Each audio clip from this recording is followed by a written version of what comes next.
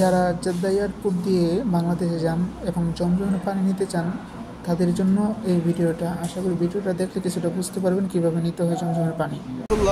আমাদের অনেকেই আছে যে যখন আমরা সৌদি থেকে দেশে যাই জেদ্দা এয়ারপোর্ট দিয়ে অথবা মদিনা এয়ারপোর্ট দিয়ে, আমরা এয়ারপোর্ট থেকে জমজম পানি নিতে হয়। আসলে এয়ারপোর্টের জমজমের লোকেশনটা কোথায় থাকে সেটা আপনি কারোর থেকে জিজ্ঞাসা করে নেবেন।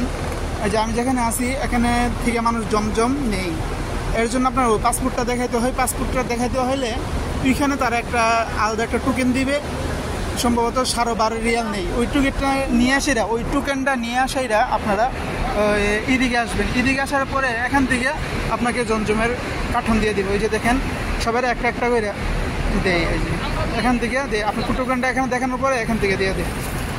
এমন নিত্য নতুন ভিডিও পেতে অবশ্যই চ্যানেলটি সাবস্ক্রাইব করে রাখবেন। আজকের মতন এখানেই বিদায়। আসসালামু আলাইকুম ওয়া রাহমাতুল্লাহি ওয়া বারাকাতুহু।